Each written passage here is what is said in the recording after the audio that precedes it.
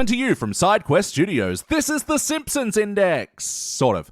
I'm your host, Elliot J. O'Neill, and normally this is a podcast that reviews episodes of The Simpsons, but today, as a little bit of a New Year's treat, I wanted to share some of the cool things that we've been making over on our Patreon page.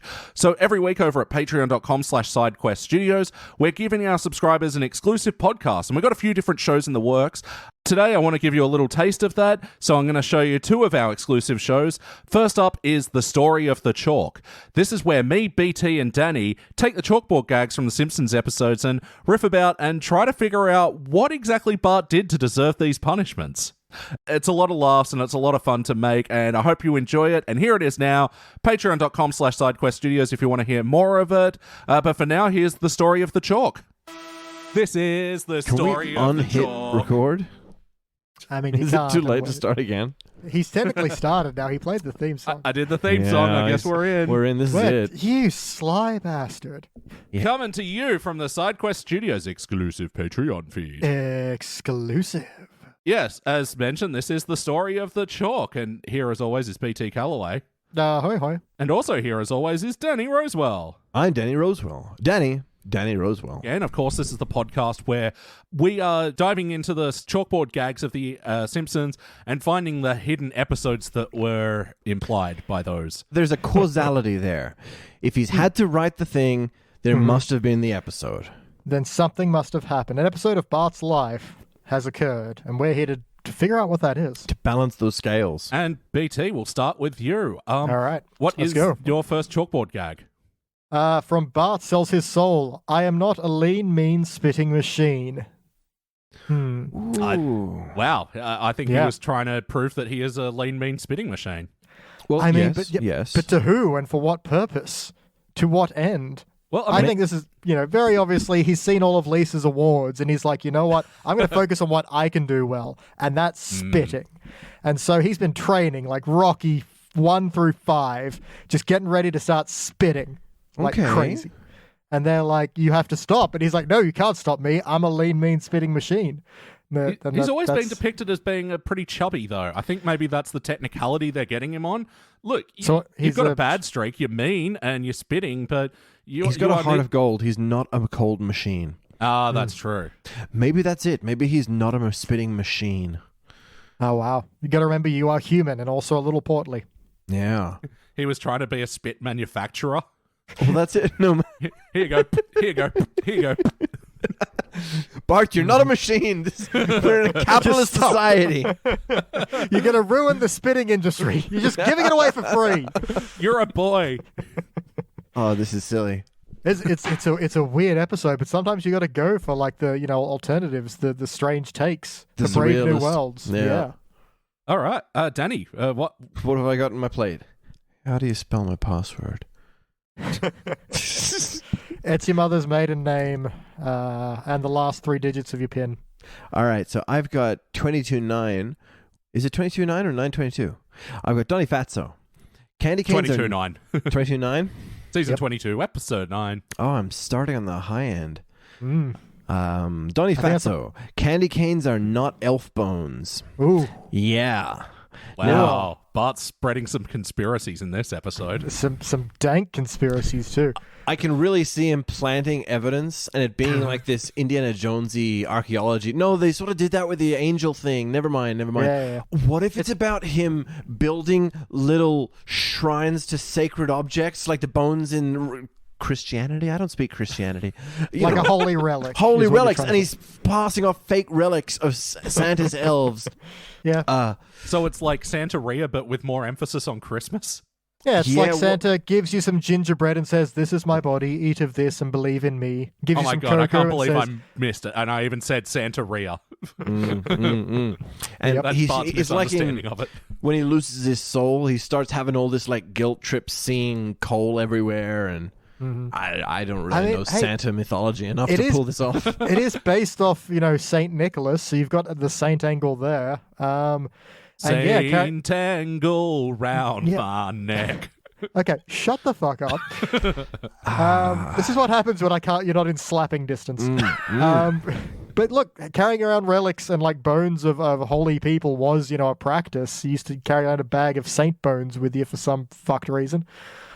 So look, I think you've got some. There's something there. Some ground there. Yeah. And like Bart's trying to give them greater purpose and spend a dollar or something. Or? He's like, okay, if I can't get into Santa's good graces by being a good kid, I can follow his ways and be like the devout, and surely I will receive gifts at Christmas. What is it? What does it mean to be good? I can be good at sales. I can be good at jumping these. People are making sacrifices to, Santa all the time. They're leaving out those milk and cookies, the carrots for the reindeer. What are these if not, giving up food to a deity? That's it. He's spreading the word. He's actually, he's preaching the gospel of St. Candy Cane. And damn that separation of school and state. Church and state. Yep. I know. Yep. Church and school and whatever Santa is, they're just like, no, you cannot practice your brave new religion in our halls. The man had to put the foot down. Yeah. And he starts preaching secret gospels like hidden in corners. Yeah. They have little hand signs, and they could do a whole religious metaphor. Ugh, why though? Why? Again, it's high concept. Oh. We've gone to a place. Yeah, I know. Elliot, what's your one? From season 2, episode 5's Dancing Homer. I will not trade pants with others. Oh wow. Okay. Pants swap. I mean, look, there's only one good reason you would not do this. Pubic lice. Oh wow. The eternal foe, the constant nemesis. Well, good thing he doesn't have to worry about that because, it's constantly the reason that I don't swap pants freely in my adulthood. I could see it being like, you got to walk a mile in someone else's shoes. Got to trot a mile in someone else's pants. Yeah. Yeah, or it's like a Freaky Friday thing. You pants swap into their lives. Actually, The Simpsons have never Freaky Friday'd anything, have they? They're probably due at this point. I don't think so. overdue. Wow. Fucking 32 Halloween Treehouse of Horrors. Well, I think the problem you're is rolling in your pile of money, Matt Groening. I think the inherent problem is it's not about the horror aspects because it's just meant to be learning something about someone else. That said, body swap with like Sideshow Bob, maybe. Yeah. Whoa. That's actually getting very close to what did they actually end up calling that movie? The movie just called Freaky, which was originally titled Freaky Friday the 13th, where someone body swaps with a serial killer. Oh. I do not remember that one. It is okay. I have some notes. See me after class. and write this 30 times on the board. No, not that. Just you're not in trouble. I feel like you would benefit from some extracurricular teaching. Sure. And it's got to be a sister to the traveling pants thing. Oh yeah. Oh, I like that angle actually. Yeah, he's like wholesome and heartwarming. Yeah, Milhouse is going to another school, and Bart's like, "You need something to remember me by. Let's swap pants." And then Milhouse gets in trouble in his new school because Bart has all this stuff in his pockets he forgot to take out, like firecrackers. Of course. And Bart has something of Milhouse's that causes shenanigans. Glasses cleaner or something. A horsey? Nay. Nay. My other idea was that it could be, the dude that traded a paperclip up to a house. Oh, yeah. So, this was part of his plan to trade up in pants. Yeah. Okay. You're on the pants step. And it got cut off before it could get going. Cut off, pant jerk. Yes. But that house story has like a massive step where a county just wanted to be known as the one who gave him a house, so they did. Oh, really? Well, at a certain point, it's got enough momentum that he does really well. He gets to like a jet ski or something, and then someone's just like, we'll give you a house. You've tried hard enough. It's like, no, that wasn't the heartwarming story. Anyway. That's like how millennials can afford jobs in today's economy. And No. Kids today. That's it. Bootstraps, whatever. And then someone gave him a house. BT. From The Wizard of Evergreen Terrace, based on, what is this, 10-2, so season 10, episode 2, I'm assuming that's what those numbers mean? Yep. I will not file frivolous lawsuits. All right, so this is when Lionel Hutz was still alive. Yeah. Mm-hmm. That's what it sets up, we already know. He's filed a frivolous lawsuit, but about what? Well, frivolous lawsuits, so I think this was true, plural. Multiple, yeah. What's Bart? But about What? Is he suing the school or suing just anyone? I will not file frivolous lawsuits. Oh, this is about power corrupting, you know? You learn about the power of threatening to sue, and then, like, the cafeteria lady drops your plate, and you're like, oh, yeah? You better watch out for a frivolous lawsuit. And then Miss Hoover looks at you the wrong way. Oh, you get an... What's this F? F for frivolous? Yeah, you better believe it is. And, you know... That's emotional damage. Then he's walking around town like hot shit with his, like, hands over his holsters of frivolous lawsuits, just ready to trigger his fingers.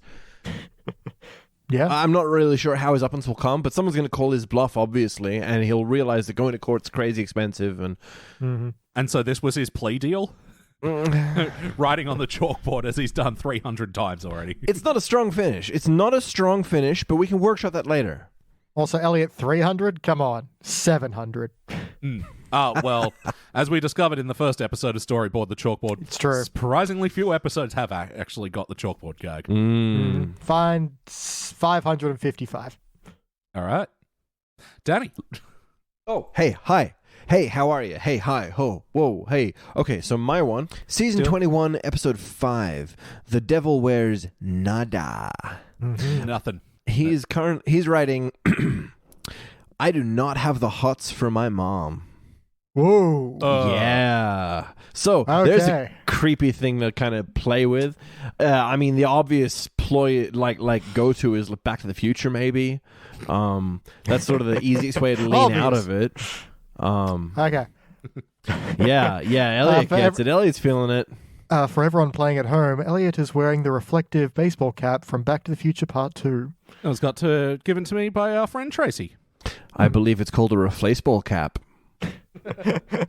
I believe you're right. Look, I think this is this actually has a through line I'm going to follow here. So Bart makes a bet with Milhouse, and Bart's like, oh, you have to give me a lunch, man. I was like, Milhouse is like, oh yeah, well you have to get me a picture of your mom in her underwear, and then Milhouse wins, and so Bart has to figure out this scheme. Caught with a pic of his own mom's onion. I love it. Let's go a little bit further, because he's not entirely sure why this is working. So he just takes the photo, and then Milhouse does it. And then some other guy, like, I don't know, Doff, is like, oh man, I'll stop beating you up if I can get a picture. And then he's like, gonna start trading these pictures out. And so it soon gets uncovered that Bart's just handing out pictures of Marge. Dude, and the whole school is beating it to Marge. Let's not overthink the full implications of this. I mean, like, I get it. Like, Jesus Christ. But I get it. But that was his defense. Like, they caught Bart. What if you got all these nudie pictures of Marge? And he goes, I have the hots for her. No. He's like, it's not what it looks like. And it's then not just what it looks like. Detention. They've rushed to judgment. Well, just to rule out incest, we're going to punish you for being for incest just anyway. To get that incest out of you. Oh my God. Also, just for context, this episode is the one where they try and ship Marge and Flanders. Like, they have an almost kiss moment. Yeah. Fuck, that sucks. Well, it would have to be the episode before that this plot takes place. True. Okay. Hey, man, that started with a streetcar named Desire. That's true. Streetcar named Marge. Streetcar named Marge? Yeah. A Marge named Desire. Yes, I pulled one off for finally. Hey, that was good. You go back into Foley and replace that in every other failed attempt throughout our friggin' 10 years of this. And then send it to him so he can remix himself. So I can jerk it later. It's a good drum roll, Yeah. All right, from season 6, episode 10, Grandpa versus Sexual Inadequacy. Marge. My homework was not stolen by a one-armed man. Ah, okay. So it's the fugitive reference. Yeah, it's dramatic. Maybe it was. I mean, Herman's in town. I was about to say. Herman's in town. So Herman sees Bart doing his homework, and it's like about, I don't know, the Vietnam War. He's like, oh, I'll tell you how the Vietnam War really... Give me this garbage. Let me tell you what it was really like. Oh, yeah. He's stolen because he's... No. Huh? You can't publish this. It's redacted. He takes it back. Let me tell you the real story. Oh, I didn't realize. I didn't give you permission to publish this. You can't publish these. These are all insider secrets. I like it because Bart's looking for, someone to interview, goes to Herman, who's never actually been to war, as we find out. Whoa. No, we don't have to find that out. Oh, I mean, no, I think that's on a previous episode, isn't it? That he lost his arm waving his hand out the window or something. For the end. Yes. Okay. But he wants to be a big shot to the kids, so he makes up this whole story, and then he knows Bart's going to hand in, and then steals it back. And Bart's like, "Whoa, hey man, that's my A writing right there. You can't go take that." And Herman's all like, "I don't care." Yes. These are national secrets. They're secrets for a reason. Yeah. Oh, yeah. The alternate is Herman was and told him a bunch of secrets that he wrote down, and then he's got to get them back if we want to have, give Herman a dark past. Yeah, sure. I mean, even if it's all lies, it's lies that he's saying is the truth, you know? Yeah. And in the end, isn't that the real truth? The answer is no. I'm Leonard Nimoy. All right, Leonard, what's next? From season 20, episode 12, Alone Again Naturally. Sorry, No Loan Again Naturally. I will not have fun with educational toys. Ew. Not gonna lie, that's where I went first as well. But PG rated show. Okay, step one. What are educational toys? Well, that's what I was trying to think. Like, is he I need an idea. I'm going to Google it. Speak and spell and speak or something. I'm going to Google it and see what the first hit is. Scrabble is an educational toy. Anything's an educational. I mean, anything's educational if you use it right. My first hit is Meditate Mate Monkey. It's a monkey that helps you meditate, I think. Okay. I suppose meditation, learn a higher, I don't know. You're actually meditation is the process of learning not to think. It's actually the opposite of an education. Right. Yeah. It's like the antimatter of education. Mm-hmm. What I'm mostly getting is a lot of preschooler toys, stacking, putting square pegs through square holes, and as you do, which where they go, putting numbers into various slots that look like the numbers, those kind of things. Yeah, your busy boards and so forth. There's that ring one that's on the pole, and the rings are different sizes as they go up. Oh, you know the one. Classic. Maybe. That is called the Towers of Babel, something like that. Towers of something. Maybe Bart tried to fuck the rings.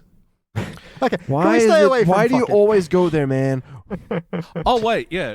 What was the chalkboard gag again? I already I will not have fun with educational toys. Not I will not fuck educational toys. I will not have fun with them. Oh, these toys aren't for fun, they're for learning. Yeah. Okay. So, and Principal Chalmers and Superintendent Seymour are so caught up in this whole, these are for learning, don't enjoy these toys, that it's like they start a rebel uprising that's all learning is fun, man. It's cool to school. And then they get to the end and they're like, wait a second, look at us. We're cool to schooling it. What have we become? We're an ad campaign. And then, they look out and click, click, click, click, click, and Superintendent Seymour are all pocketing high five dollar bills. That's totally a rap name, by the way. High $5 bill.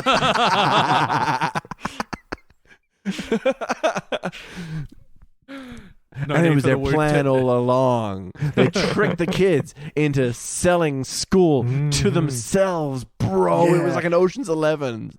Sting all along. That's you see how it all came together. A fucking education heist? That's next level. Yeah, I like it. Mind heist. Title of the episode, 100%. Shag, what you got? Me? Well, you really throwing me under the bus here. I mean, I just pooped gold for you right there in front of our viewing public. So you just have to speak. You don't have to create. You can just say this one. Well, this one is season 4, episode 9. It is a classic, a timeless classic. This episode is titled Mr. Plow. In case you don't know that one, that's the one where Mr. Plows. What's his name? That name again? Danny Rosewell. Danny Rosewell. Anyway, chalkboard gag is a burp is not an answer. is sometimes. It depends what the question is. Can you burp? It's a fair one. Makes me think of like that debate with Magnitude. Pop, pop! Pop, pop! Debate with Magnitude and Leonard on Community, yes. I think what we have here is a simple misunderstanding. Like, something is functionally wrong with Bart. He is unable to stop burping, and yet he is being punished for it. So maybe he has consumed too much Buzz Cola, or it's a terrible circumstances thing. Mm-hmm. He's got a bit of acid reflux. Yeah, it's like, you don't understand. I was once like you, a normal child and able to speak, but now it is only burps. He thought he was taking some like Pepto-Bismol, but they were Mentos, and then he's been drinking Pepsi, you know? Yeah, he tried to do the Mentos Diet Cola challenge, and instead just swallowed it, and instead of like exploding, it's just quietly. I've never thought about that. Has anyone like tried to and drink? Like, surely they have tried, but. I'm pretty sure they have. I think their the results horrific have not corpses been fun. splatter the walls of their apartment blocks. It's disgusting. Don't try it at home, kids. CSI investigation is just like, my God, the stomach and the intestines are everywhere. Wait a minute. Yeah. Little Mentos. It is too graphic for you to listen to us talking about it. Mm-hmm. That's how far removed you want to be from this one. Even haikus about it are too graphic. So let's not make any. I will point out, just for the meta as well, it is funny, like, the early season chalkboard gags actually, one, have a lot more to do with actual school and or something that would feasibly happen to a 10-year-old and be punished for. And they're also very quaint and charming in their own little small early seasons of Simpsons way. Aww. Much like French cinema, the best stories are the simple stories. And I mean, to go with simplicity as well, there is nothing funnier than when, teacher asks the kid, what's the capital of Washington State? And they answer with a burp. That is just some fucking killer shit. Yeah, that sound. Just in case you haven't heard one at home. Sorry. Well, you all know what burping sounds like. It felt like he was setting us up for, Yeah. All right, so from Season 11, Episode 5, EI Annoyed Grunt. This actually changed pretty well from the last one. I did not win the Nobel Fart Prize. Or maybe it's Nobel, not Nobel. The Nobel Fart Prize? What a noble fart. Oh, I'm trying to think, like, what does a dignified flatulence sound like? No, it literally sounds like the first part of that. Ha ha. Sorry, did you laugh? No, I farted. So this one to me, seems pretty straight. Like you get caught in your own web of lies thing. Like a small lie to a schoolmate ends up with like the teachers presenting him in front of the whole town as the kid who's won a Nobel Prize because Chinese whispers have worked its way up and up and up, and. He gets in front onto the stage in front of the world before he realizes that there's Nobel Prizes in different disciplines, and so he's already up there when they finally ask him the fatal question, which is, what did you get a Nobel Prize in? Fart. And then we can have just a slam cut to the blackboard. Really, Yeah. Episode over. Yep. Yeah. All right. Yeah. BT. So I'm still thinking about, like, could he have cured some kind of problem through the power of fart? But I don't know. That's another thing entirely. Let's see. He sets it up like that as well as, my, for lack of a better disease right now, my fart cures COVID. It's just... Well, you have to take the swab test, but my ass is going to be in front of you. There's that episode of South Park where Kenny explodes because he has been holding in his farts because of his new girlfriend. So then everyone starts farting a lot, but then they realize that's, destroying the ozone layer. So they're like, no, everyone just wait until it's funny. Yeah, and that's their solution. But it's been done. South Park did it. Yeah. So yes, we also have then Season 20, Episode 14, In the Name of the Grandfather, 4-leaf clovers are not mutant freaks. Damn. How do you get in trouble for this? But, like, no one could be offended on behalf of a plant, but Bart was going particularly hard that day. Well, I feel that there's going to be someone who's who was fortunate enough to be born with a sixth toe or something. Mm-hmm. That's really feeling the butt of this joke. Yeah, yeah. Krabappel? I can't turn it into. Yes. Ooh. This episode is about Krabappel's secret 11th toe. Would it be a 6th or an 11th? Great question. True. Depends True, how many Simpsons. feet she has. It'd be the 9th, I guess. It was the 11th toe on the 3rd foot. On the Seventh son of seventh son. Yeah, I think it's they're all just out, St. Patrick's Day or something, looking for four-leaf clovers. Someone finds one, Bart makes the quip, and Krabappel is deeply offended. He keeps him back after school. He's like, but what's the big deal? And I don't know, her shoe falls off. It's pretty hard to get to see someone's feet. No, wait. Because no one will ever believe you. Oh, yeah. Mm.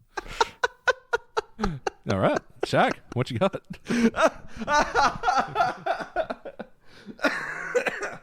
Please, you can edit out me laughing at myself. That's pretty Nah. silly. Raw footage is good. That's the Patreon crowd. This is what they pay for. All right. So my one is season 1, episode 12. Krusty gets busty. That's the one where he gets a poop job. Does anyone hear me complaining about the breasts? You know what's funny is on this Patreon podcast where BT reviews the episodes that he missed the first time on the index. Jag, I don't know if you've heard the show. You're not a subscriber on Patreon, so I don't think so. But at the end of each episode, we use dice to decide what we're doing next week. And we made that joke when we decided on the episode, and then the next week when we recorded it, we also made that same joke again. Anyway, so Patreon subscribers... They're very tired of that joke. And you'll expect to hear it a few more times. Oh, shit. I'm sorry. I could do better.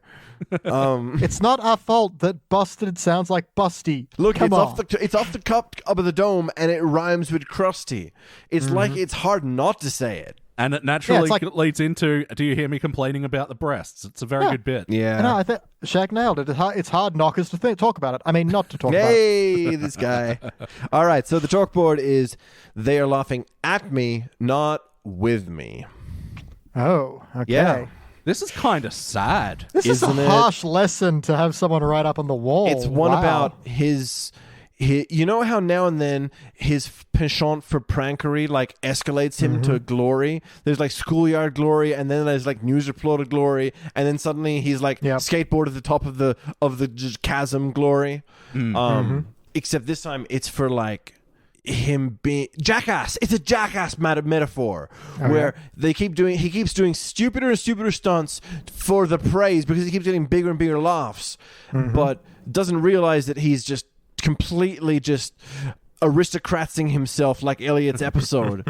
Whoa. But no, it's the classic, jumping Springfield Gorge, admirable yet dangerous, whereas like eating worms or off porridge or something. That's what I think. He's gone viral for being the kid who will eat anything. He's getting all the popularity, but then he overhears, people talking about how sad it is, and pathetic, and laughing piece at him. of shit, sad case. Well, they probably wouldn't say that, would they? Not in a Simpsons episode. That's the stinger. He doesn't have detention. He did this to himself. He went into that room and said the only way I learn is if I write it down 40 times. Fuck, that's And a new brain Krabappel call. walks in and is all like, "Oh, Bart, don't you understand? I have more than the regular amount of toes."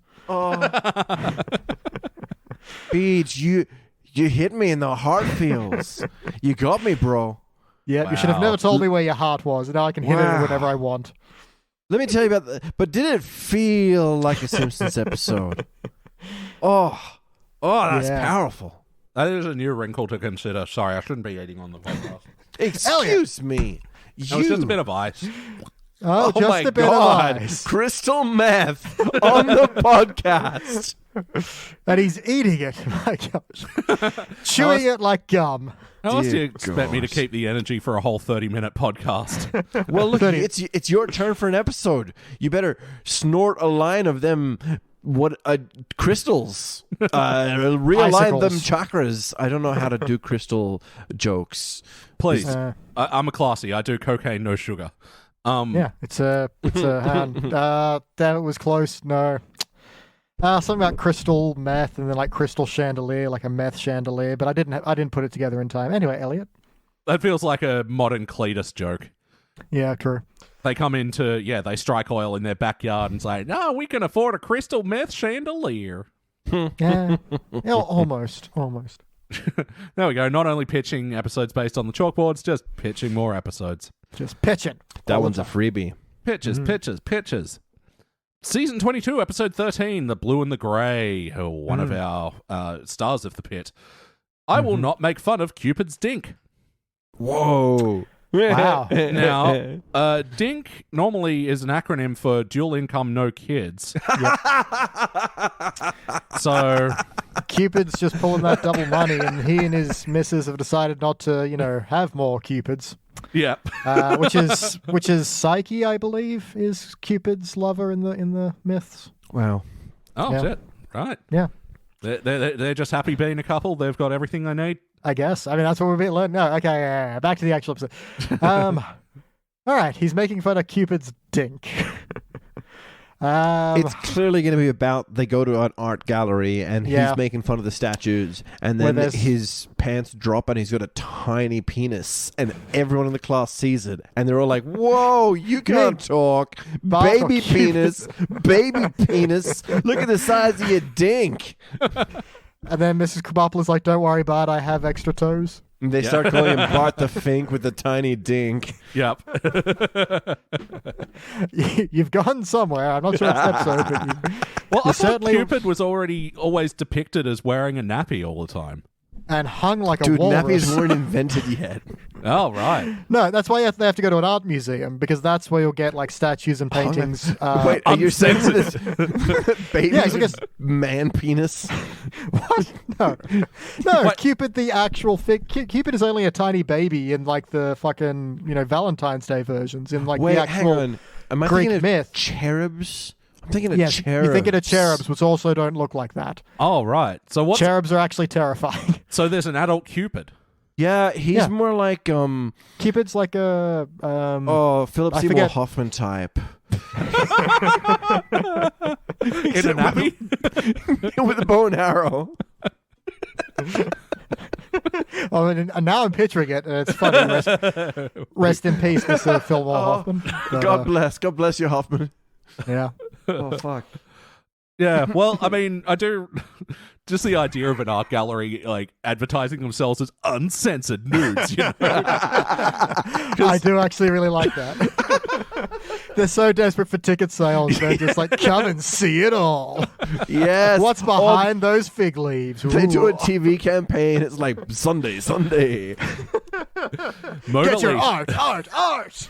What's making Lisa moan? Oh. She's not even wearing a smile, or is she? Or eyebrows.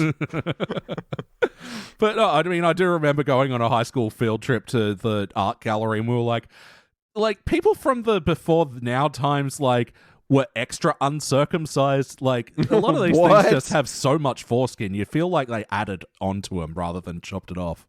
That was really the challenge in sculpting, was adding as much foreskin as possible.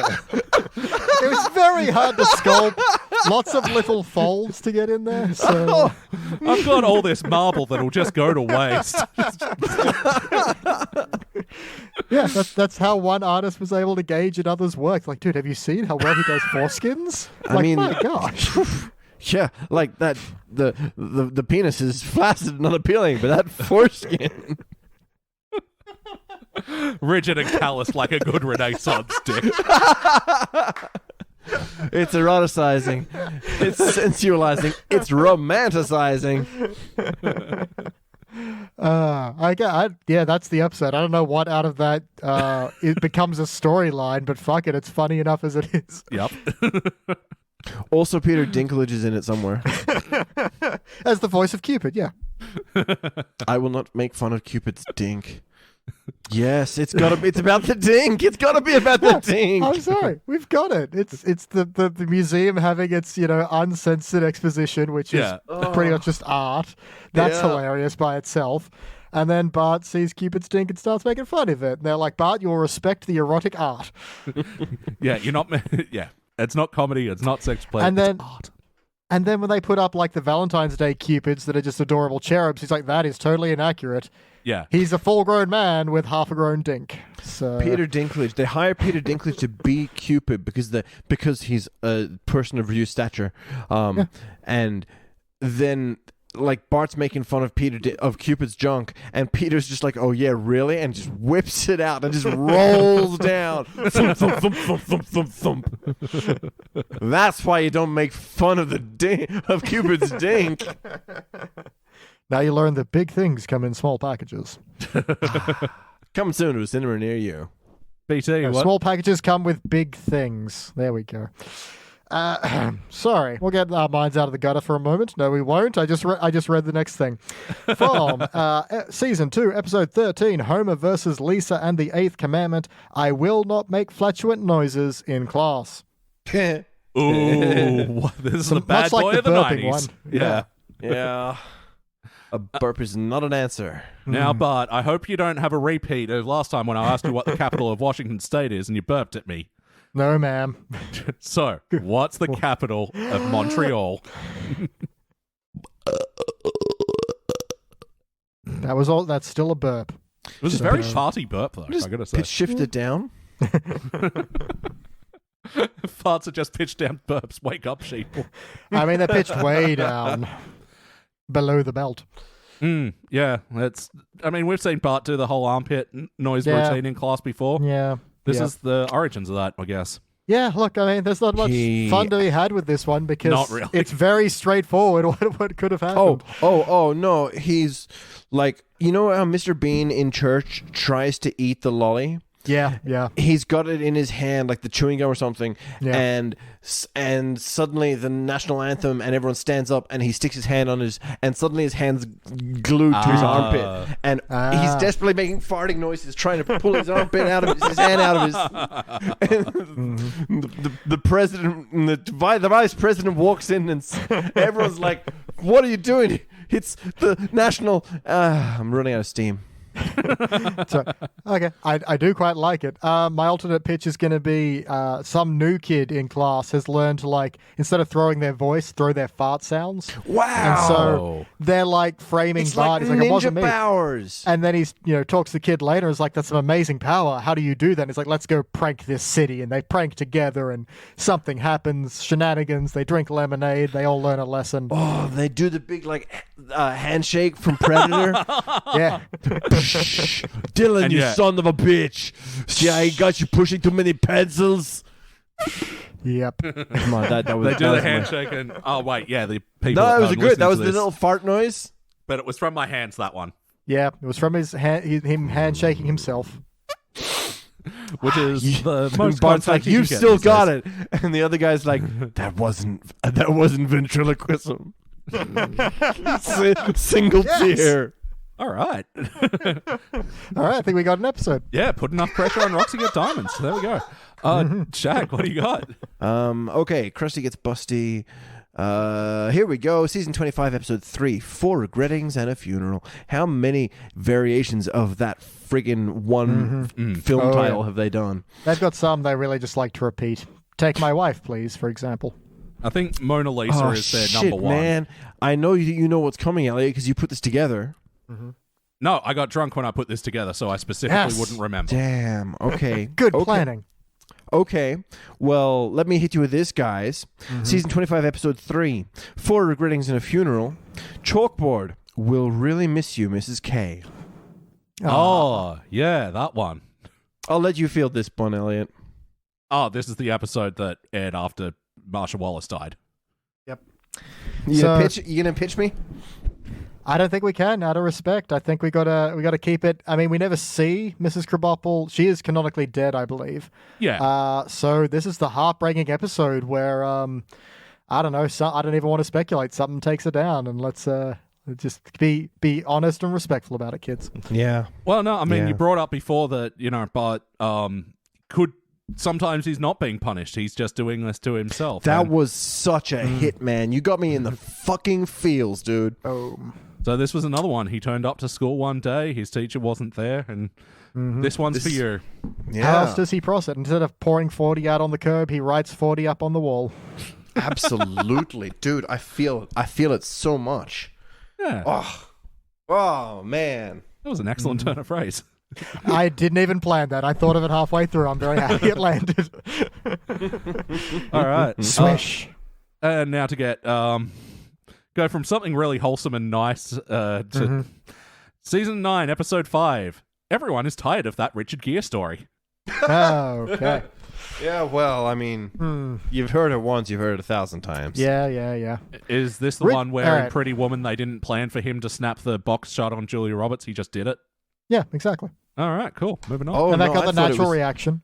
Isn't he the one with the hamster story? With the, you know, with the... gerbil story? He's hung like a cherub, you know. What? No. I'm just calling back to avoid the real issue. Yes, this is the, you know, hamster story. I think we all know this. Yep. I mean, also, Richard Gere is canonically in The Simpsons at the Buddhist temple. Oh, yeah. So, He's a Buddhist. yep. So, you know, Bart finds out he's there and starts giving him shit about this story. And he's like, I'm so sick of this. I know I'm a Buddhist and I'm meant to let this roll off my back. So I'm just going to forgive you, Bart. And then Bart's like, I can tell this story as much as I want and no one's going to get mad at me. And so he just starts going out, dropping flyers and doing like door by door. Hi, have you heard about Richard Gere? Richard Gere has endorses this message. Yeah. I'm here from the Richard Gere's witnesses, and have you heard the good news? No, and he's like, and Lisa's getting angry and angry. He's like, Bart, you need to leave this man alone. He's trying to, you know, not turn the other cheek, but whatever the Buddhist version of that is, I don't know. He's, you know, trying to be all zen and let it be or whatever. Yes. And that's causing a divide between then, and then she finds out something about him and starts spreading it around, and I don't know, something. Conclusions. all right, I think it's time for one more round. BT, what are you at? So, season 21, episode 22, The Bob Next Door. Batman is not, quote, nothing without his utility belt. Oh, great. This is definitely another one where a schoolyard fight escalates so much that teachers have to step in and take a side. It's like Sophie's Choice, but with a different ending. Yeah, but then it escalates to, like, the faculty room, and they're debating it. Yes. And, you know, the science teachers are like, look, none of these chemical things he has make any goddamn sense. He already basically doesn't have it. It's a bunch of bullshit. And the phys ed's teacher's like, no, you can do it all with just the dodgeball bombardment. Yeah, because he also trained with Ra's al Ghul. Like, he didn't learn nothing from the white karate sensei. I think it's got to start out small. It's got to start out just like Skinner saying, well, I think it's obvious that we can say that Bart's science is silly. And then one of the teachers is just like, well, actually, I don't think it is that simple. We can to say that. Excuse me. And then the teacher next to him is like, well, hey, I don't think you can just go there on record and make a public statement. And the guy next to him, and suddenly they're punching and swearing and like there's and then chairs it goes flying. For like, the debate team is now overcome with it, and then the whole town is slowly beginning to argue, and then eventually, in true Simpsons fashion, they decide to blame the person that started this all, which is Bart. And so he gets the tension. He gets the tension. But then again, this is... Then Adam West arrives. Ooh. And then Christian Bale arrives, and they start fighting. And then the Hulk jumps in. It's all... Rah! And then Luke Skywalker's all... Pew, pew, pew, pew, pew.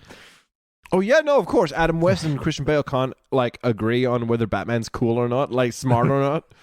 I mean, he's sexy, but he's never been. That's my, I can't add him the Pure West. Oh, that gives me an idea for a bit later. Yeah, the trouble is, with that, is that this, what he's writing on the chalkboard is an answer. It's not part of the debate. He is writing down Batman is not nothing without his utility belt. So he's been proven wrong, or at least forced to say he's wrong in some degree. So it's got to end with the whole town backing him against a wall, and he's like in a circle of like pitchforks and flaming torches. And he picks up the chalk, hand trembling, and just starts to write. Yeah. And that's what causes the peace. Wow. Jag. But dogs can look up. All right, I can do one more. Let me hit you with this. Let me hit you with some of these babies. Let me hit you with a taste of this. All right, this one is season 6. So it looks like a 5 until you kind of squint. Season 6, episode 24, Lemon of Troy. Churchboard gag. The churchboard gag says, God damn it. The chalkboard gag. The chalkboard gag says the First Amendment does not cover burping. There's a lot of burps in these. Wow. The First Amendment does not. So it's like a freedom of speech thing, is it? Yeah. Oh, Okay. sure. But that's kind of deep because what is defined as speech? Mm. You know, normally it would be whatever you say. So, but if a burp is coming from your mouth, is it, and it's not words, are you still saying it? And some How people can burp dare talk. you stifle me? How dare you? How dare you, sir? Mm-hmm. We got to do like a 2112, like the resistance gathering underneath the school. People just burping in circles with like, can we really do it? Oh, Patrick Swayze in Footloose. Patrick Swayze in Footloose. Is it Oh, yeah. Swayze? Yeah, it is. Yeah, no, sorry. No. You're thinking of Dirty Dancing. Kevin Bacon's in Footloose. Ah, that's right. Kevin Bacon in Footloose. You know how he has to dance his rebellion into the old folks, into the hearts of the people? Yeah. Yes.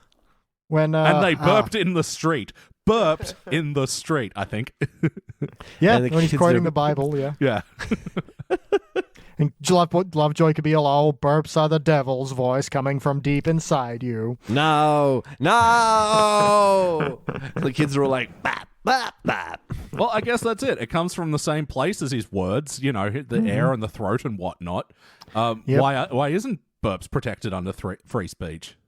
Yeah, I mean that's the question here. If you want to burp, surely one is Somehow allowed. His I'm burp genuinely ends up kind of curious if that would count. being admitted as evidence in the court. It's going to end up like his burp gets recorded as in the court of law somehow. Yeah, ends up in the Library of Congress as, an important work of art. Yeah. But maybe it's like one of these things like you can't ever spell the sound of a fart. Same with a burp. It becomes a nightmare for the stenographer. I don't know how to write this. I true. love it. She's just listening to it over and over like, is that a PHBRT or a PBARHT? It's more of a blur. Now we're bringing L's into it. Shit. Yeah. And And sounded it's like got- Call my end wife with, and tell her like- I won't be home. It's got to end with the stenographer's paper it being like sent into Indiana Jones warehouse and like filed away and forgotten about. Top in the men. All right, and finally we have in season 19, episode 13, The Departed. The art teacher is fat, not pregnant. Ooh. Whoa. He accused the teacher of being pregnant. Yeah, and she's like, no, Bart, I am merely obese. It's a male teacher. It's Orson Welles. Let's undermine some tropes. Yeah, well, I mean, at least he's not performing voodoo on her. Yeah, that's a nice change. Okay, why is he getting in trouble for circulating that she's pregnant? Bart's Bart gets caught stocking up on hot towels and, Yeah. Catches the art teacher for his own prank, and he uses the art teacher as an excuse. Oh no, it's because the art teacher's about to give birth. No, the art teacher's just fat. Also, it's a man. What are these wet towels? And I don't know what people need for weddings. For weddings. Neither does Bart. That's why he's just grabbing a bunch of stuff. Yeah. Like, if someone yells, I'm having a baby right now, and you don't know what to grab other than wet towels, you'll just start bringing stuff. You'll be like, I got this baking tray, this rubber duck. I'm not sure what you need. A pot plant?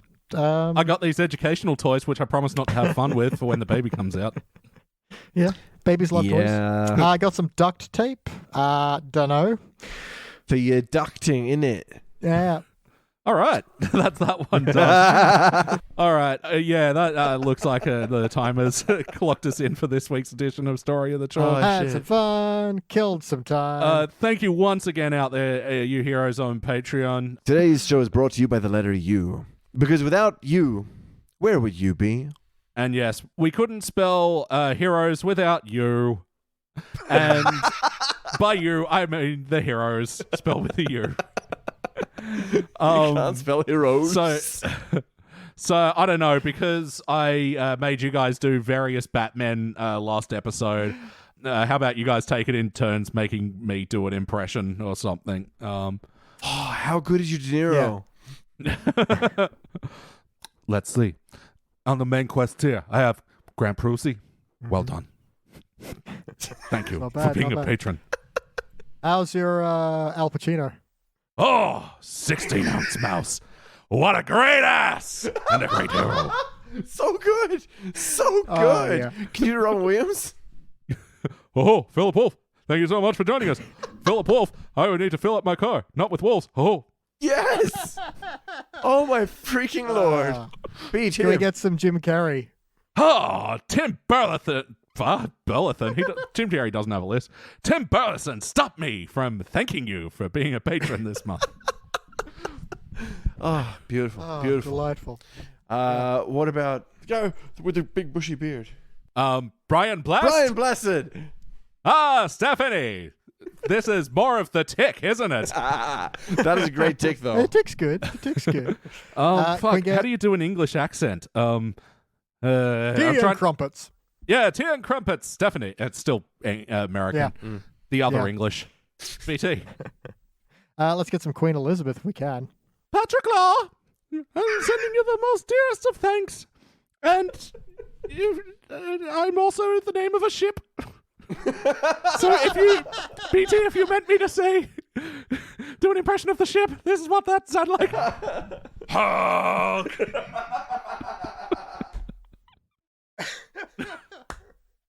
Oh, why wasn't this just the show? Man, I was going to ask for the QE too, but now that's done. Yeah. Oh, shit. We got 3 more. Okay, Jesus. okay. Can I get Steve Buscemi? DJ James Young, DJ, why? Oh, thank you so much. I'm really expressing with my teeth here. Oh, I don't know really how to do the voice, but I feel like you start with the teeth and you just go from there. Can I get some Geddy Lee? Burleson! Thank you from the edge of the galaxy! Yeah. Yes. And finally. What about Freddie Mercury?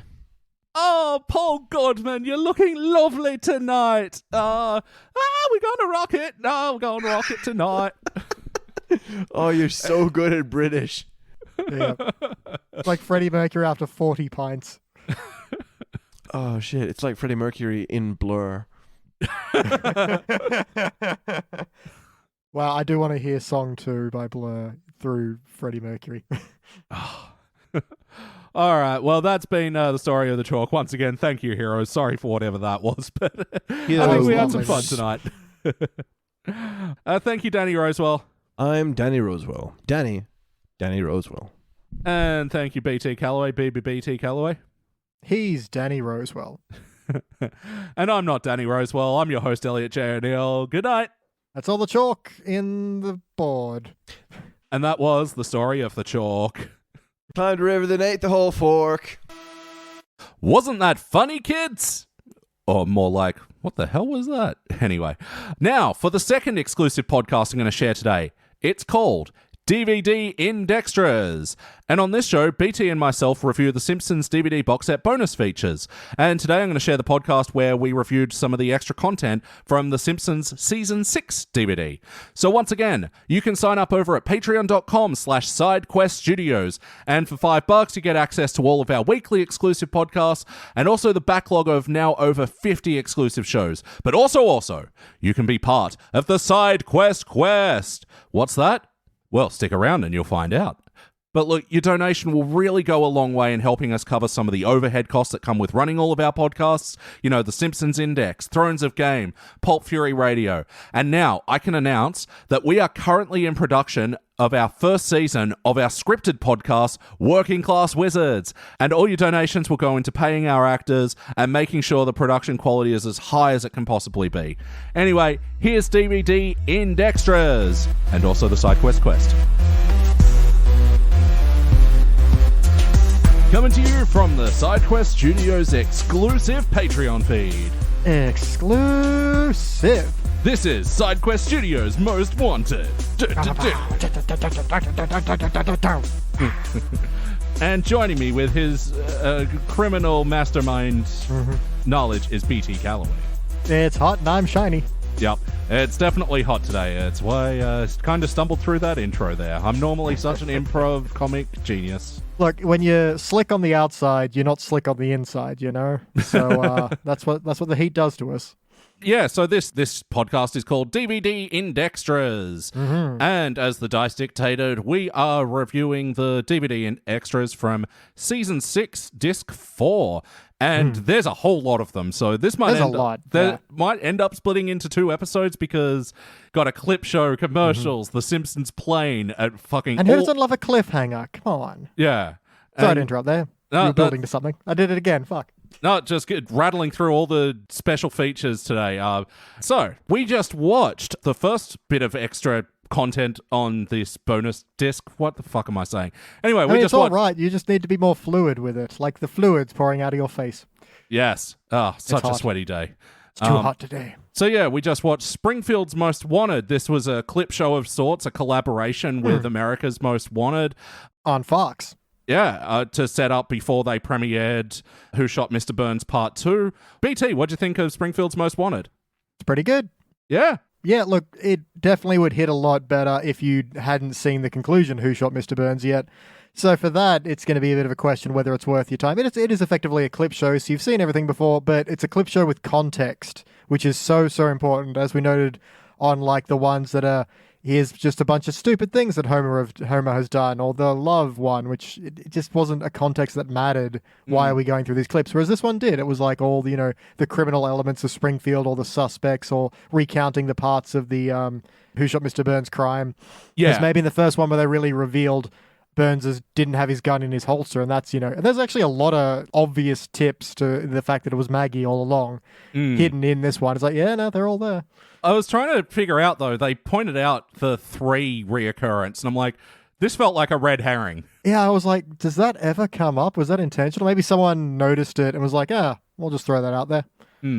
For some reason, when Mr. Burns is walking down to Crime Alley, he passes this bench, and I always thought that the bench's shadow making a 4 with like the hand rest was something, but that was just me as a kid. Did you have any theories that going through that? I guess we're just doing Who Shot Mr. Burns again. I think I was pretty much just like Smithers was my top pick. And I remember saying that to someone in the schoolyard, and they're like, no, don't you remember that episode where he's like, he's not my boss, he's my best friend? I'm like, you fool, you young naive fool. Best friends will betray each other every day. What is wrong with you? And I'm like, 9. Giving you a personal psychologist opinion. Yeah, exactly. It was like, oh, you naive young thing. You sweet summer child. Yeah. But no, I thought the clips that they put together for this episode were, really well strung together. Yeah, and for something they really could have half-assed, they whole-assed this. Like, I do like all... I mean, obviously they just grabbed people that were on the Fox sets for cameos, but hey, they got some cameos from, like, what at the time would have been well-known actors and stuff. Sipowicz shows up, and a chick from Melrose Place, whose name I don't know. Courtney Thorne, and also Andrew Shue, also from Melrose Place. Okay, yeah, I didn't know the other guys, but, yeah. You didn't know Kevin Nealon? Saturday Night Live's Kevin Nealon? I knew Chris Elliott, that guy who's from stuff. Yeah, he was Buggy or whatever in Something About Mary. Yeah. He kept having the face welts. That's the one.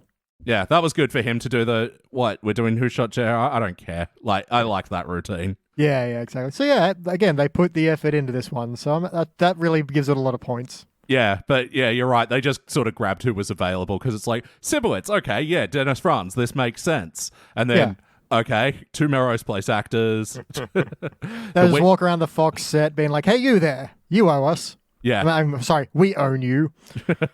Can you do us a favor, please? I mean, we own you, so you don't have a choice, but please. That's the power of Fox at its prime. This is the power of The Simpsons at its prime, quite frankly. Yeah, no, true. Well, I mean, as well, doing this collaboration with America's Most Wanted, and John Walsh fucking sold this one. Like, oh yeah, like there's not a hint of, oh, this is embarrassing or beneath me. He's taking this 100% seriously. So is all like I don't know if the expert opinions he's got on this are actual former police chiefs or not. But if they are, they're, again, 100% behind it. So, again, respect. Well, yeah, the police chief, the bookie, and the psychiatrist. Okay, BT. One of these things there are 2 truths and what? 2 truths and a lie. Who's the actor? Okay, I'm going to say the actor is the psychologist. Nailed it, yeah. Yeah! I couldn't find a lot about her, unfortunately. But, yeah, Dr. Lydia Hansen. This is not a real person. Right. That's fair, but yeah, I kind of figure that from, it's pretty easy to find a retired police chief who loves the show. That'd be easy enough. I know Vegas was definitely betting on this at the time. Yeah. Because they bet on everything. Yeah, well, that's one of the things, because this sort of seems to pop up on social media, I don't know, every 3 years or something, the Vegas odds thing that's behind him the whole time. Yeah. That they were like, yeah, Vegas was actually betting on this, and like, it's sort of done in this way, obviously Vegas bets on everything, but it's sort of sold on social media as like, look at this dug up relic that we found, and it's just, no, it's a still from this fucking thing. Yeah. It's just one of these weird things where social media doesn't have to lie, but it does. Like, yeah, that's kind of its thing. Like, it'll cycle the same things over and over again. If you're familiar with them, you'll see them crop up and be like, I know this happened 6 years ago, stop peddling it. Yeah. And it's like, you didn't have to lie. Just, this was a still from a fucking Simpsons episode. It's like, it's strange stuff. But yeah, the bookie as well, just while we're there, when I just did a sort of quick bit of Googling while watching this, apparently, yeah, Jimmy Vaccaro is an inductee into the Sports Betting Hall of Fame. There's a... What? This guy's a big deal, apparently. There's a Sports Betting Hall of Fame. So there's a Sports Hall of Fame for people who break records, and there's a Sports Betting Hall of Fame where they're like, wowzers, this guy sure is right a bunch, I guess. Yeah. What else is there to... Oh, that's so fucking weird. Yeah, that's it. These people leached off the popularity of another thing. You know, I mean, to be fair, I guess, like, what's his name? Gay Waterhouse, whatever that guy is. Oh, yeah. He's actually a horse breeder, or is he actually just famous for betting? No, I think you're right. He does fuck horses. Yeah, so, like, look, I know who that guy is, and apparently all he does is bet, as far as I know. I don't know, but, hey, there's an example. I guess they can get famous enough. There's a career and there's a Hall of Fame for fucking everything. Yeah. I'm looking forward to the podcast Hall of Fame and our faces in the gift shop under Do Not Serve These Two. Yes. We have enough entries for Simpsons podcasters. We aren't taking any more.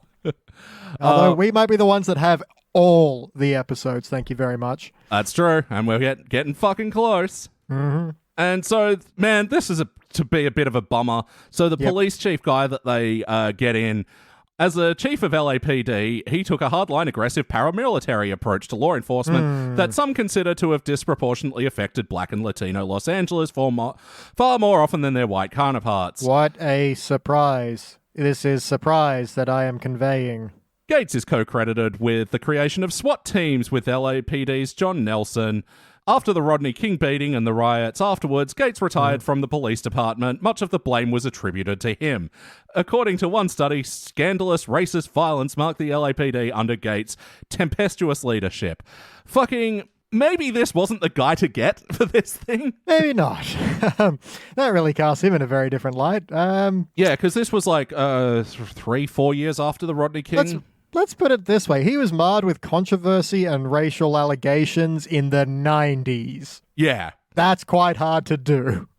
Not as hard as it was in like the 60s or 70s or even the 40s, but that's an effort. You have to be pushing some pretty questionable policies to get that kind of attention. So, yeah, it's kind of makes me wish they did get an actor because, I mean, obviously he was going from a script or something. And oh, for sure. I did like these sort of three angles with the three people they picked. Yeah, look, I'm going to focus entirely on the bit and not the people, and I did really like the bit. I think it was well scripted. It was like the realistic portrayal of, I've been in crime for 48 years, and this is what I've learned. You need to look at blah, blah, blah. And they raised some, I do like, this is the part where they kind of start raising things that actually point to Maggie, you know, things like, Mr. Burns was only shot once and not fatally straight away. If you were a seasoned professional, you would stay until the job was done, suggesting that it was an amateur unfamiliar with weapons. There's a whole bit of, what else do they have? The person would have had to been pretty feeble, like, because they couldn't overpower Mr. Burns. Who's, weak. But yeah, and of course, Jimmy Vaccaro doing sort of the more cynical bookie, I know mugs, and this is what they'd be like. Yeah, exactly. Yeah, the whole Krusty's in debt thing, and I like his the angle actually that having the stonecutters, maybe there was a society of people that wiped him out. Yeah, a cabal of sinister intent. And they'd have these little sort of clips underneath the little typewriter things. full of great jokes in there. Like, Oh, yeah. and my long shot, guy with red hair and a kilt. And the little typewriter thing says, "Is that a pistol in your kilt?" Yeah, there are a lot of little jokes in there, a lot of little puns. Lionel Hutz was like court jester. It's like, oh, that's good. Yeah. You know, Yeah, stuff during like the psychiatrist's assertion that the person must have been mentally challenged. I mean, he did rock up to court one day with no pants on, so... And not wearing a tie at all. Yeah. One thing, though, like the implication of this clip show, did the whole of Springfield surrender a bunch of footage to America's Most Wanted? Look, I was going to gripe about that. It's clearly got a "how about you shut up" kind of vibe about it. Yeah. Because, yeah, whatever. It's a means to an end, sure, why not? And that's the same with every clip show. How do you know, this happened, you weren't there, that kind of deal.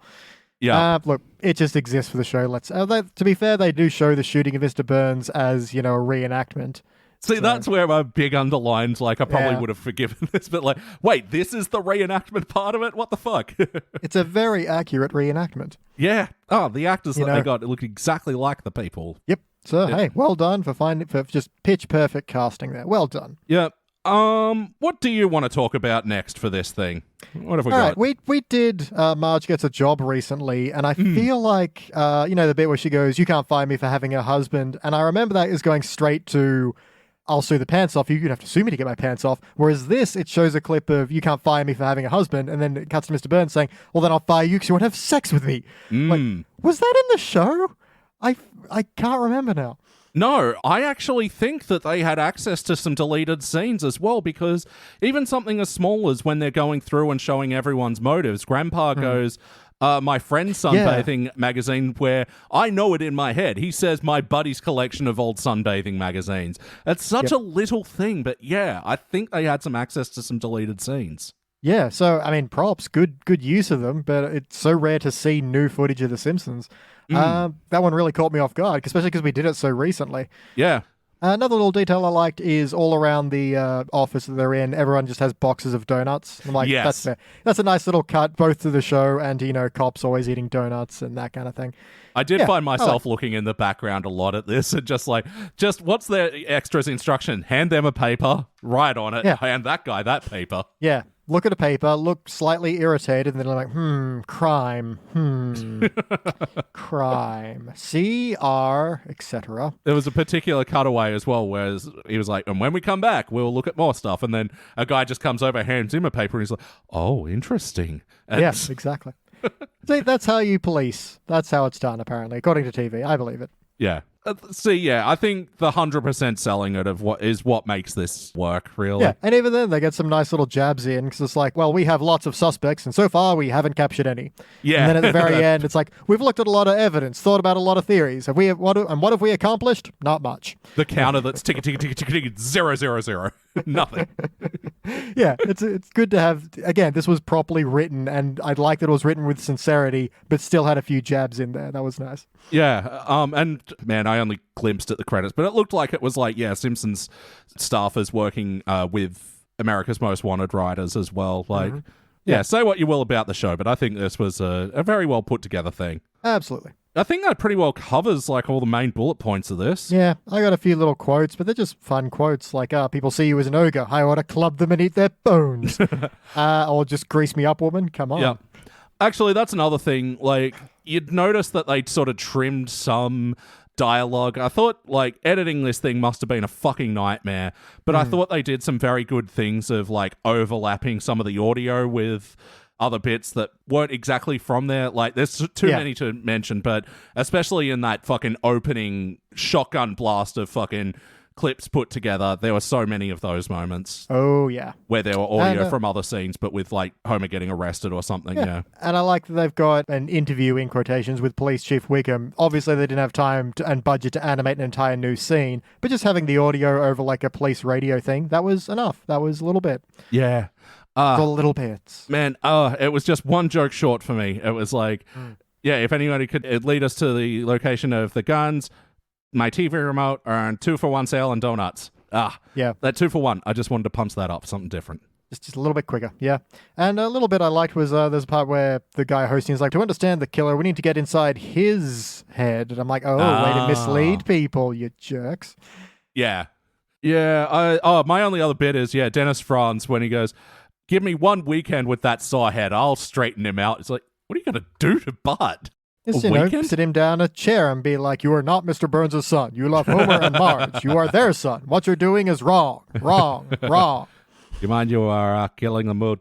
Besides for a fucking overt advertisement for America's Most Wanted at the end, and the sappy tribute to Mr. Burns at the end was kind of nice. Yeah, like they try to shine him in a good light when we know who he is. Yeah. We know what he's done. That was actually a weird thing when they set him up as like, he has a sketchy past.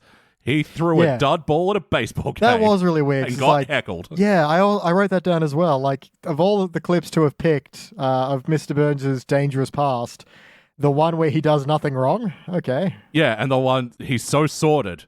Marge saw him in the nude by accident. Sordid. How sordid.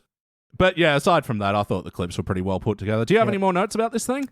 They did call Mr. Burns bombastic, and I feel like that's wrong. I'm just going to quickly look it up. Mr. Burns bombastic. That's all I can think now. High sounding, but with little meaning. Inflated. So, I don't know. I wouldn't call him bombastic. Mostly because it puts that song in my head, but still. All right. Well, just for curiosity, because this is essentially an episode, I said, we'd do more esoteric ratings. But would you give it a medal on the Simpsons Index scale? Again, this one's all about timing. If I saw this between like Who Shot Mr. Burns this would be a great episode. I think I'd be glued. And actually, I did see it before I saw the conclusion because I was in the States and this aired. And I actually caught it. So yeah, it was fascinating. I even still remember some parts where they're going through like Skinner has a silencer on his gun, Moe has just shotguns, and whereas those are what we see clearly a unsilenced pistol wound. So that kind of stuff even stuck with me. So, yeah, on that kind of thing, I would give it maybe... I don't want to go gold because it's too high, but I do think it's quite good. So I'll say a silver. Very good silver. Yeah, I'd silver this one as well. And now, obviously, it's a bit harder to really find a lot of value after you know the conclusion. So bronze-ish. It's still got some jokes. I think it works better as like a timepiece, as a... This was really 90s television. This was the height of Fox. This was the height of The Simpsons. That's like a cultural artifact almost. And so worth checking out for that. Yeah, absolutely. And yeah, just as far as the basic yes/no recommend for the DVD extras, I'd say absolutely. And check it out. If you had planned on sitting down and watching both parts of Who Shot Mr. Burns, I think this is a great thing to do. Yeah. Nice little palate cleanser. Yep. While you're still trying to remember how the opening of part 2 starts with, the Raceway Squad with Mr. Smithers' fantasy. Because I think when we watched the episode, I completely forgot that's how it opened and was pleasantly surprised. The fucking misdirect on that. Now let's burn rubber, baby. So good. Speedway Squad. Yeah, check out our review of Who Shot Mr. Burns on episode 69 and 70 of the Simpsons Index. Hot, the two sexiest numbers. Yeah. After you're done 69ing your partner, get them to do a 70. If they're into that. Yeah. It's just, one of them's curled up in a ball and you're just sort of sitting up straight. Anyway, I don't know what it could be. Not all numbers are sexy. All right, so with the time on the clock now, I think we will end up splitting this into two. Yeah. So now we're going to move on and review The Simpsons Plane and some commercials, and then we'll come back next week to do the rest of the disc, because there's the deleted scenes package and also some art and animation things that I think will take up a bit of time. So alrighty, we'll take a break and watch The Simpsons Plane. We'll be back. We'll be right back. All right, and we are back, and we just watched The Simpsons Plane bonus feature. BT, what'd you think of this little thing? Man, so 90s. So 90s. So many shirts tucked into chino pants. Yep. Just everywhere. Why was this the style at the time? Dear God. Bald guys with the horseshoe hairdo, growing them all the way out to fucking lengths that would make season 1 Kelsey Grammer Fraser crumble. Yeah, that's how you know they're writers. The ponytail with the bald head. And there's a plane that's painted yellow and has The Simpsons on it. And again, cultural artifact, The Simpsons at their height and their absolute world dominance. They have a plane, everybody. They have fucking plane money. Which Matt Grading refused to get on. Yeah, both him and Dave Merkin just... You know what? I roll my eyes at a lot of people who've got fear of planes. I get it. We're not meant to be up that high, but... planes are statistically very safe. Look, statistics aren't going to help you when you're dying. But that'd be the thing, right? You'd know that, you're flashing around the fact that you got plane money and you're getting on the plane for a publicity flight. See, for that, I kind of get them. Yeah, I was about to say, I get why they didn't get on. It's like, if anything in this wild ride of making an animated show that made us millionaires kills us, it'll be this. This is like hubris 101. I don't think the series would have continued if this happened. If, it crashed and it fucking took Merkin and Groening and Yardley down with it. I mean, what season was this they were doing this? So this was on the season 6 DVD. So you could assume this was made for season 5 around 94 or something. Yeah, it'd be quite easy to understand that, look, the showrunners and Lisa are gone. Yeah. We're not going to continue on. This is, like the fucking Leonard Skinner plane crash. Yeah. Wait, aren't they still going in some weird fashion? In some, yes, but no. Yeah. Yeah, I mean, there's not really too much more to say on this besides that the fucking costumes that they had for the Marge, Bart, and Homer, Jesus Christ, they were nightmares. I wasn't looking. I was looking at the chinos. Distracted by chinos? Apparently. I kept forgetting there were people in costumes there. Look, we've seen time and time again, it's so hard to make a Simpsons costume that isn't nightmare fuel.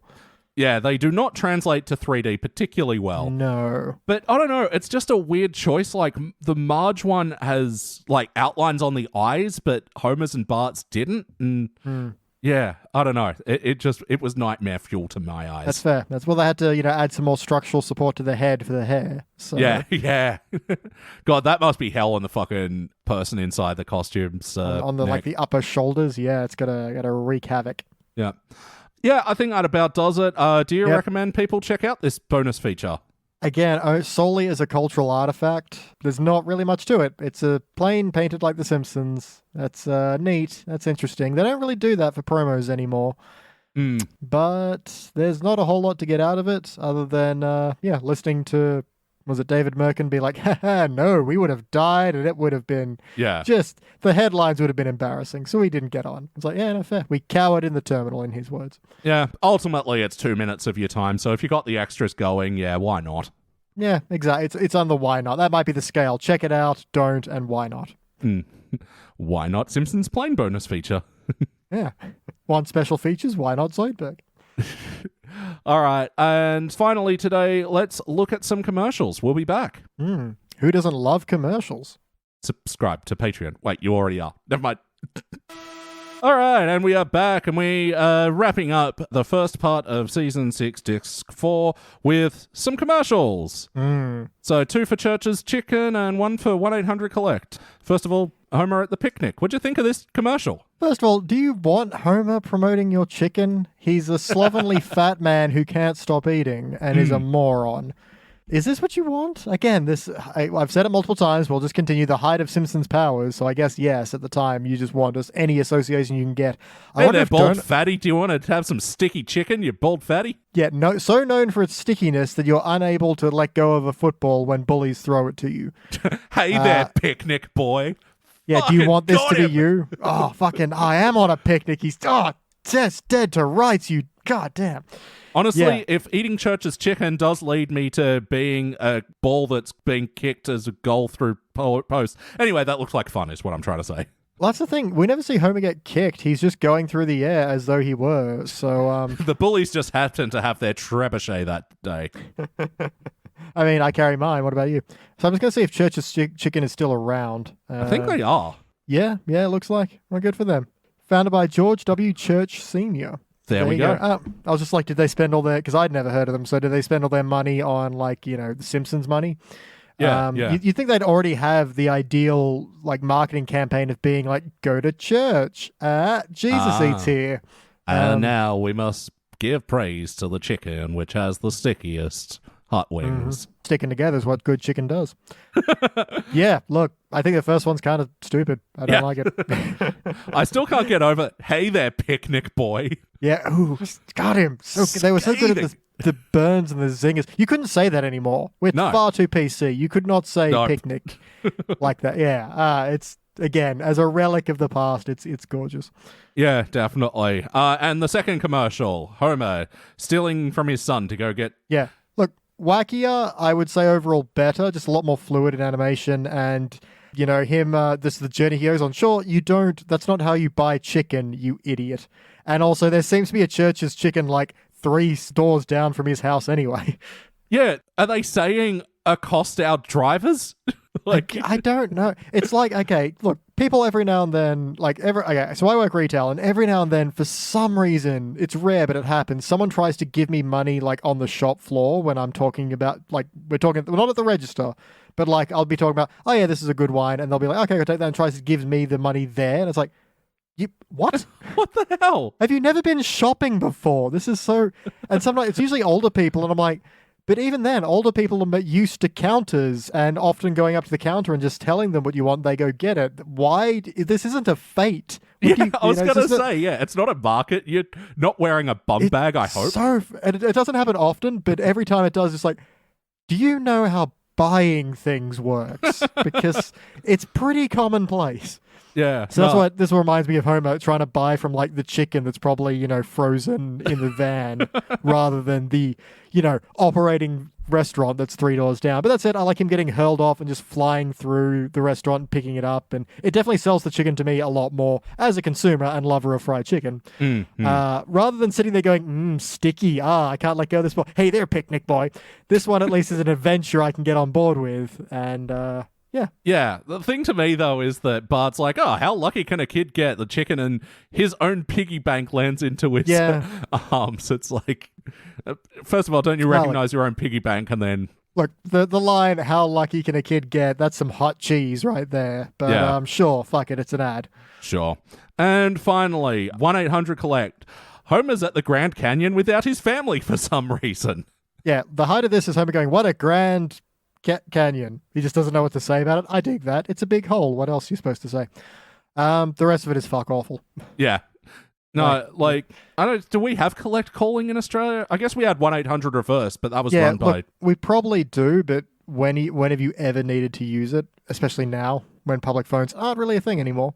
Well, public phones are free now. They're just a utility. All right. There you go. Because there's actually heaps around where I live. I'm sort of like on the outskirts of the city. Well, there's one near my work, to be fair. But okay, well, there you go. And just Bart picks it up and is like, no way, man. I only accept 1-800-COLLECT calls. Like, why the fuck would anyone ever give a shit? Yeah. Like, seriously, whoever go, that's not the collect call provider I like. No one has an opinion on this. No one's sitting there like going, well, look, 1-800-COLLECT is good, but if you tried 1-800-COLLECT-US, ooh, they're just premium. No, fuck you. No one cares. It's going to be the number they can remember. That's what they're going to go with. Well, that's why I think, 1-800-REVERSE. And, I use this a lot as a teen because, this is still when, mobile credit wasn't on a plan or anything. It had to be all prepaid. And, and payphones were still prevalent. And that was so if you didn't have any coin on you, you could reverse charge the person. Yeah, I still remember the ads. Yep. But there were no competitors. It was just 1-800-REVERSE. It was just a service. I can't fathom a world where there's fucking competing services. Capitalism is broken. Yeah. Well, no, it's just a thing where we have a much smaller population, therefore the percentage of people who need this service are way, way smaller, and it's just not economically viable. People are going to use what they can remember. I 100% think the only reason Pizza Hut was successful in this country is because people could remember their phone number from their jingle. Yeah. That's the fun thing whenever we do a podcast with people from interstate. If Pizza Hut does come up, everyone's got a different number, but it's the same melody. Yeah, it's just the what is that goddamn 94811111? No, but the actual name of the William Tell Overture. That's the one. Thank you. Yeah, it's just the William Tell Overture, but it's always weird to hear the same ad in other people's phone numbers. Like, no, it's 9775432. You're like, no, fuck you, it's wrong. Yeah, that's why I think the New South Wales one is the best, because the 111111, that really works with the fucking... Yep. The gallops of the William Tell Overture. I concur.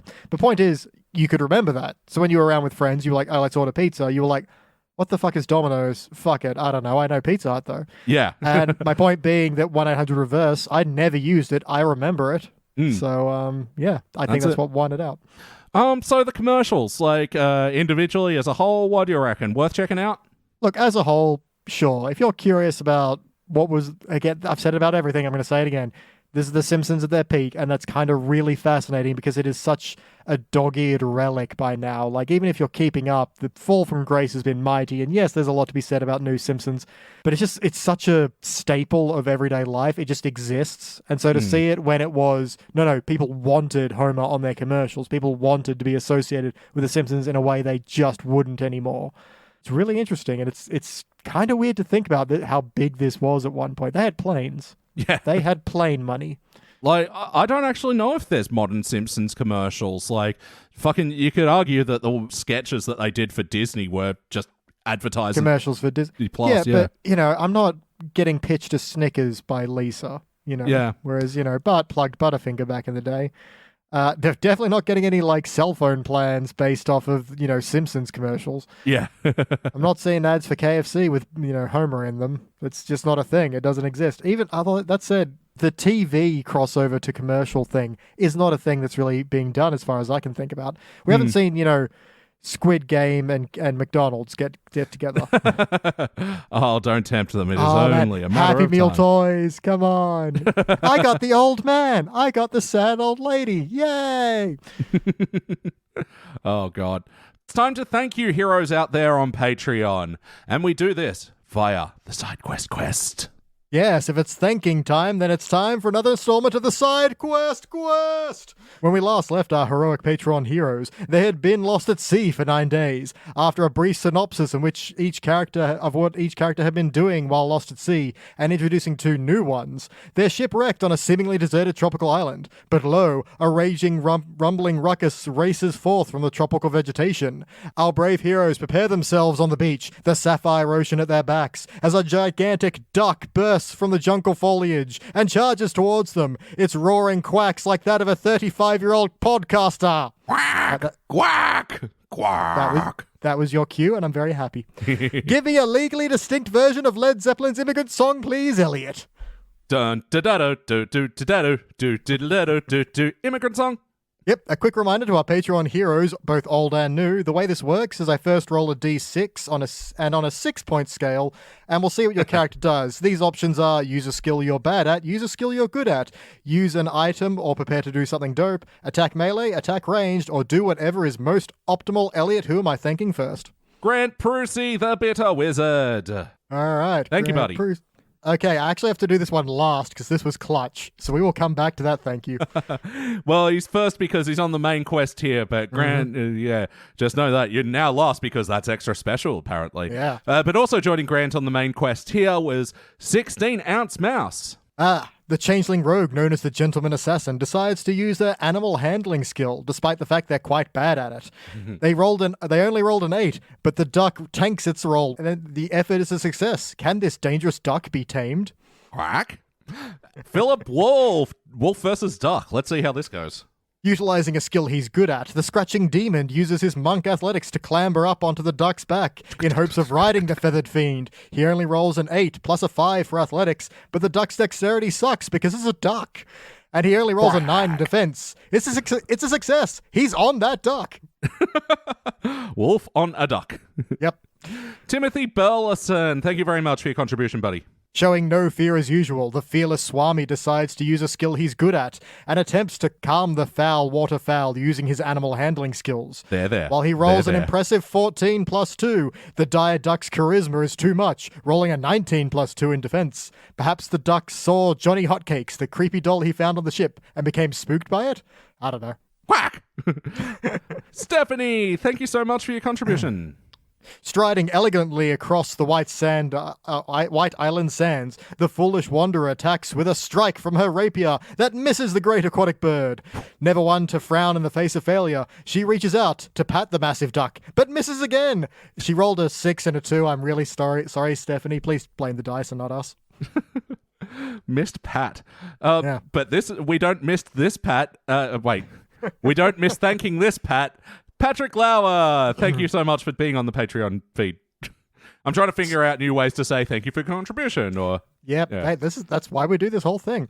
Seeing the mad look in the dire duck's black eyes, the visual lover employs the help of his imp familiar, Satan's little helper, to quickly craft a sign that reads, "Please don't murder me." This visual arts performance turns out to be a success, pacifying the duck once again as it rolls really low and apparently can read. Who knew? Quack. That's the sound of a duck reading. DJY. Thank you. With a name like the Wacko Killer, the Dwarven fighter never came here to make friends. He charges in, his trident held high as he drives the razor-sharp tines into the deadly duck's waterproof hide, dealing 5 points of damage. That's apparently a stabbing sound. Yep. And from One Good Thing, Paul Salt. Thank you very much, Paul. Rolling to attack at range, the drunken desperado takes a moment to observe his enemy and successfully gains insight into the mind of the dire duck before drawing his short bow and loosing an arrow. He hits, dealing extra sneak attack damage for a whopping 15 points of damage, reducing the dire duck to half in a single shot. Wow. He finally got a hit. About time. That drunken desperado. And Paul Goodman, also from One Good Thing. Thank you very much. Yes, the barbarian half-orc charges, ready to use a skill he's good at. As he approaches the beastly bird, the smiling conqueror uses his raw athletic skill to grapple with the dire duck. He rolls a 4 plus a 5, but the duck rolls even lower and becomes trapped in a headlock.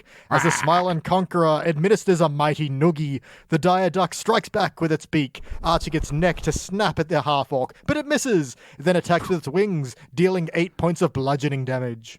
Oh, Jesus. And getting 2 thank yous this episode, apparently. Grant Prusi, thank you very much, buddy. Yep, so quick little peek behind the DM screen here. There's no way for me to prove this, but these are all completely legitimate rolls, and I have to do them in a certain order. So it got to a point where the next person's turn would decide whether or not you tame this duck or you kill it. And so it came down to Grant Prusi, the bitter wizard, with 2 successful attempts at subduing the dire duck, and 2 successful attacks are made against it. It was all down to the bitter wizard. He rolled to use an item / do something dope. Having no useful items in his inventory like I've given most other players, it was time to do something dope. Taking a chance, he cast the message spell, hoping to calm the giant duck's furious rage. A success would mean a new ally. A failure would mean duck for dinner. The dire duck rolled a 6, and the wizard also rolled a 6, the tie sending me to the rulebook to check. But it's a success. Their combined efforts have calmed the deadly dire duck, who sits down on the sand. I did genuinely not see that coming. Quack, quack. As our heroes gather round and pat their new foul friend, you kept fucking this up. Newfound foul friend. Jesus. Yeah, this is what I've done to myself. The alliteration, you're right, yeah. As our heroes gather round and pat their newfound foul friend, the chorus of croaking cries comes from the thick jungle scrub. Who could this be? How many people can ride a giant duck? Will this be their way off the island? File out next time on the Side Quest! Legally distinct version of Kashmir, please, Elliot. Jadadunch, jadadunch, jadadunch, jadadunch. It just doesn't go anywhere. Yeah. I like it. So I was trying to think up what name to call it. Is it the dire duck? Is it Moby Duck? And then I'm like, no, it's the Quacken. Release the Quacken. Yep. So they now have a duck friend, and this is why I love this game, because they just happen to roll, the animal handling skills and calm it down. So were you genuinely setting them up for a boss fight, not for adopting a fucking giant duck? But that's what the dice said, baby. And is this an adapted enemy? Is there a giant duck in D&D normally? Did you Not in the official rules. I found one online and made some minor tweaks because I gave it a high dexterity and a low charisma, and I'm like, no, ducks are adorable. They have a high charisma and they have wings. They don't have hands. How are they going to be dexterous? That's ridiculous. No, they're ducksterous. Oh, zing. See, welcome to Punland. Well, that's about all for today. Thank you so much for tuning in. And big thank yous are in order for all of our heroes over on Patreon. Grant Prusi, 16-Ounce Mouse, Philip Wolf, Timothy Burleson, Stephanie, Patrick Lauer, David James Young, Paul Salt, and Paul Goodman. Thank you so much for your support. And if you want to join them, once again, patreon.com/SideQuestStudios. But that's it from me. I've been your host, Elliot J. O'Neill, wishing you all the best for 2022. And that is all the mustard in the house.